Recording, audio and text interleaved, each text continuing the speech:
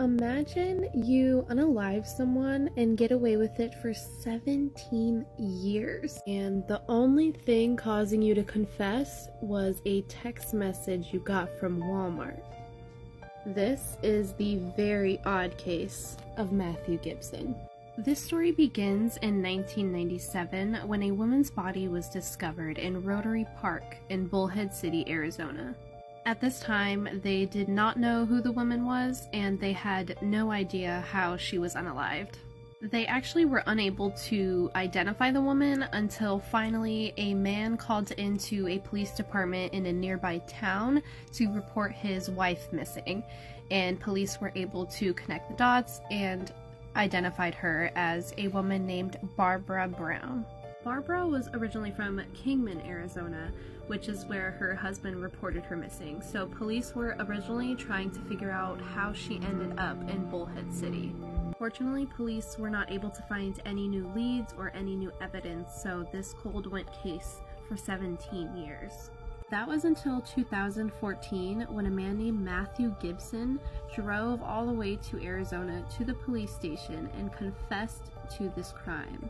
The only thing was he said that he unalived a woman named Anita Townshend, but the details were the exact same as Barbara Brown. So let's go back to the beginning. Matthew Gibson claims that in 1997 he met a woman at a bar and ended up taking her back to his trailer with him. He didn't know her name and they were hanging out, but he ended up finding her very loud and obnoxious, his words not mine, and decided that he wanted her to leave his trailer.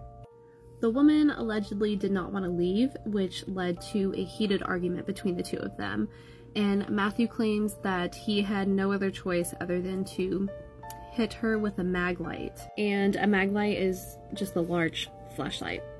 He then claims he drove to the nearest park, dumped her body, and then dumped the flashlight as he was driving back home. Now, after this, he ended up, I guess, forgetting about it and moving on with his life, as one does. And one day, he got a text message from Walmart Pharmacy. All this text message said was, Anita Townshend's prescription is ready for pickup. At first, he ignored it, but then he started getting calls from Walmart saying, hey, Anita, her prescriptions are ready, you need to come get them. Now, he didn't know the name of the woman that he unalived, so he immediately assumed that this was her. Her name was Anita Townshend. Someone maybe found out about it and was coming back to haunt him.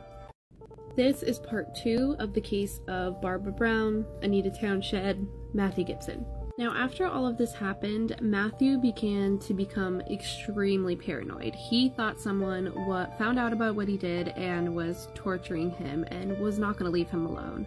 He then began to believe that his phone was being monitored, that people were following him. He just became all around very paranoid. At 55 years old, 17 years after the fact, Matthew Gibson drove from his home in North Carolina all the way to Bullhead City, Arizona to confess to this crime. Matthew was then arrested and went to prison for the unaliving of Barbara Brown. Now again, police didn't have any leads, they had zero evidence, they had no idea who did this. And Matthew had a very clean record. He had zero run-ins with the police, he didn't even have a parking ticket to his name. So if he didn't confess, he would have gotten away with this. So what do you think happened in Matthew's head? Did the guilt just build up so much that he made himself paranoid? Or was this fate that he started getting text messages about Anita? Did Anita Townshend ever get her medication? So many questions and such a weird case, but I thought this one was very interesting, so I wanted to cover it. Let me know what you guys think below, and if you have any suggestions on cases that I should cover, please comment them below. Let's talk about Chandrakant Jha, the Butcher of Delhi, a man who struck fear into the hearts of the citizens of Delhi from 2006 to 2007. Apologies in advance for any mispronunciations. Chandrakant had a large family and was from a village called Kosai in Bihar. His father worked in the irrigation department, and his mother was a teacher who would often threaten people and get into fights. The parents didn't care for the children, so Chandrakant decided to move to Delhi after completing his basic education. This move took a toll on Chandrakant. He found himself feeling lost in the big city, and according to doctors he visited, he didn't know how to handle himself very well during these stressful times. At one point, he went up against a gangster and his crew who were kicking a stove. He asked them why they were doing this, which led to a fight in which Chandrakant was stabbed in the chest. He managed to cover up the wound with a cloth and get himself to a hospital. After recovering, according to a person who knew Chandrakant, he decided to learn karate. He then allegedly hunted down the gangsters and killed them. Chandrakant was imprisoned after getting into a fight with a local union leader named Pandit. Pandit allegedly had him falsely imprisoned over a spat involving money. Pandit would take money from the workers, and Chandrakant refused to pay. The fight got violent, and according to Chandrakant, he accidentally cut Pandit with a knife that he used to cut his vegetables. He was arrested, and his wife was as well, despite having no involvement in the fight. Chandrakant decided that Pandit would pay and murdered him, scattering his body parts in various places. He went to prison for this murder, and according to him, a police constable named Balbir would torture him by beating him, stripping him naked in front of the other prisoners, and refusing to give him his food. After he was released in 2002 for lack of evidence, he harbored strong resentment for the police and decided to bring the entire system to its knees. He fully embodied the butcher and went on a killing spree that, according to some reports, would claim the lives of over 40 people. He targeted other migrant workers who he would treat like they were his own family.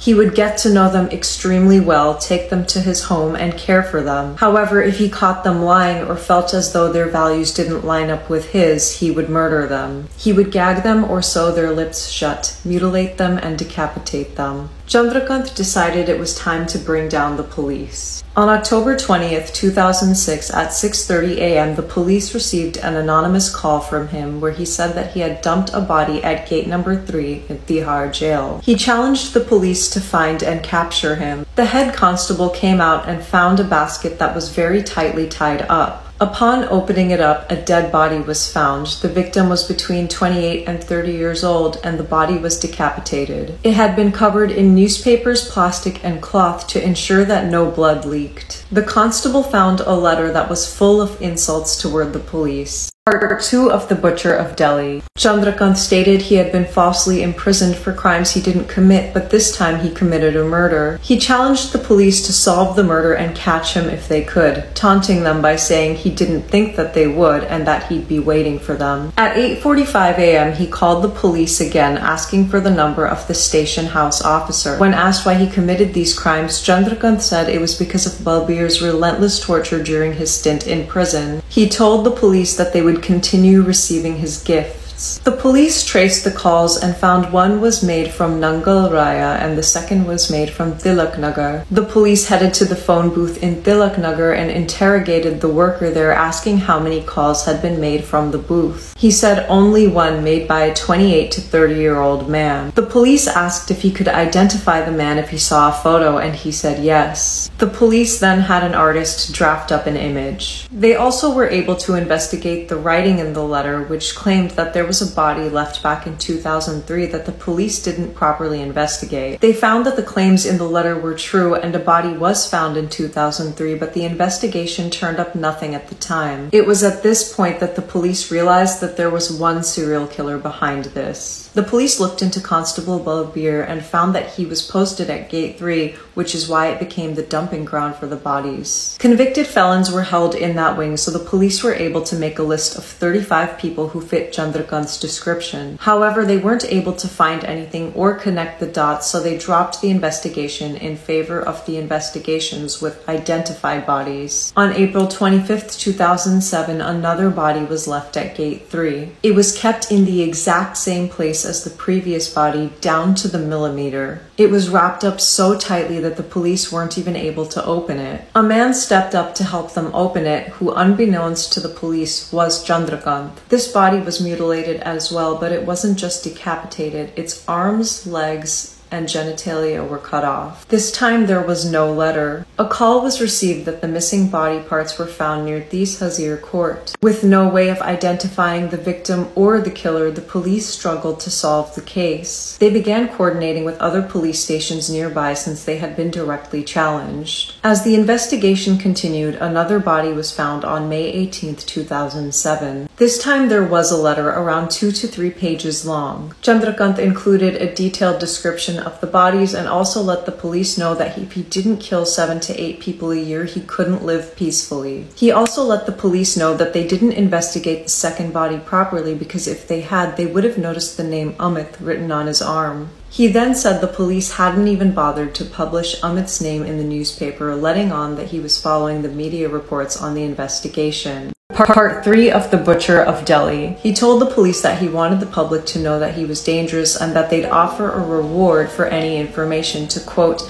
make the game more interesting. He wrote, quote, make sure the reward is worthy of my work. If you ridicule me, I'll put you to shame.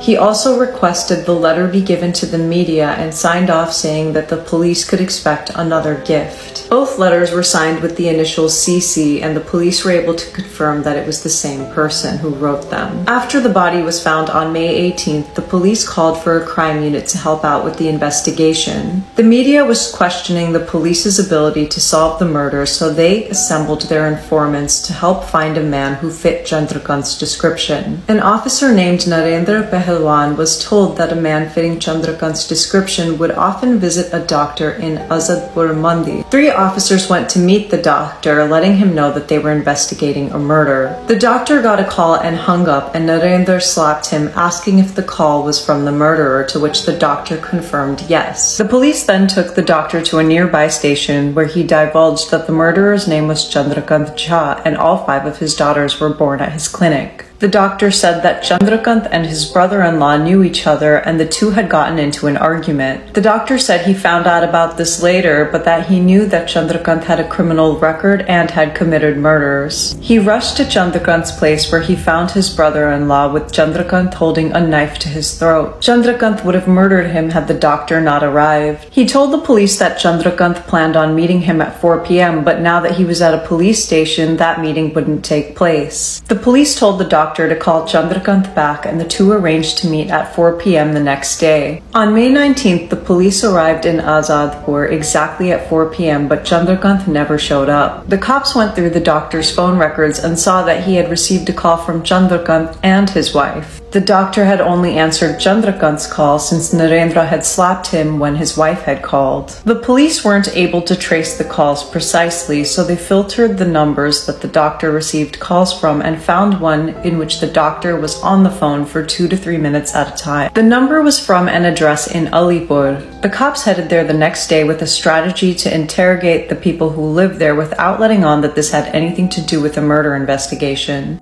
However, nothing came of this and the police started to give up. They realized they could question the brother-in-law who was in police custody and learned that Chandrakant had a cart fitted with a motor engine. Narendra spotted the cart and headed to the home that the cart was parked in front of. The police arrested Chandrakant, who wasn't the least bit nervous. When they began the interrogation, Chandrakant told the police that he had lost since he had been caught and that he would only confess if he was spared from a beating. He said he developed a hatred for his parents since they didn't look after him or his studies, which prompted his move to Delhi. Part 4 of The Butcher of Delhi. He started selling vegetables, but the police would harass him, demanding protection money. He claimed the police even went so far as to demand a motorcycle for Diwali, earning early disdain from him. He then went into details about the victims he had left for the police. Chandrakant told them the first victim they found on October 20th was Anil Mandal. He claimed Anil would spend his money and took his daughter out once, even though he had asked him not to. Chandrakant tied up his hands and legs, saying that he was going to discipline him, but ended up brutally murdering him. The next day, he packed up the body, placed it on his vegetable cart, and made his way to Tihar jail using a variety of public transportations. After ensuring that Constable Balbir was there, he dropped the body off at gate number 3. He then went to a payphone and made the anonymous call. He claimed he murdered people based on their actions and purged them of their sins by throwing their heads into the Yamuna River. The second victim found on April 25th was a man named Upender. Chandrakant helped him after he was fired, let him stay with him, and shared his food with him. Chandrakant said that Upender wasn't a man of upstanding character and took him to his room where he brutally murdered him. He chopped up his body, dropping the body parts in different places and throwing his head in the Yamuna River. He then dropped his torso off at Gate 3. He then revealed that he was the man who had helped the police open up the package containing Upender's body. The final victim found on May 18th was a man named Dalip.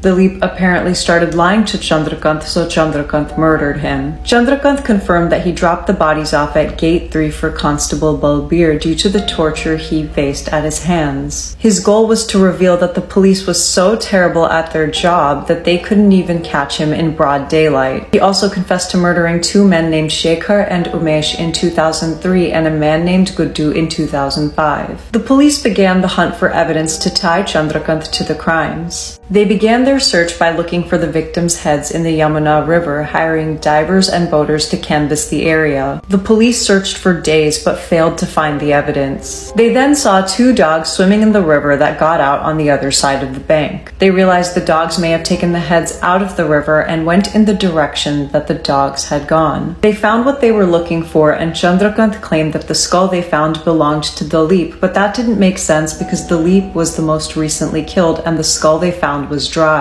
The body parts were sent in for DNA testing, and Chandrakant was forced to actually confess the truth. He then led the police to Haidapur colony where nobody lived at the time. There the police found 3 knives stained with blood. They took blood samples from everywhere and found Chandrakant's cell phone in a cabinet. According to people in Chandrakant's village who spoke out for the first time in the Netflix documentary The Butcher of Delhi, Chandrakant killed people in his own village and took photos of the victims. The victims were always bound, gagged, or had their lips sewn shut, and sometimes their eyes were wounded as well. His trial began and Chandrakant was found guilty on 3 counts of murder. He received 2 death sentences and life in prison until death in February 2013. His death sentences were commuted to life in prison without remission in January 2016.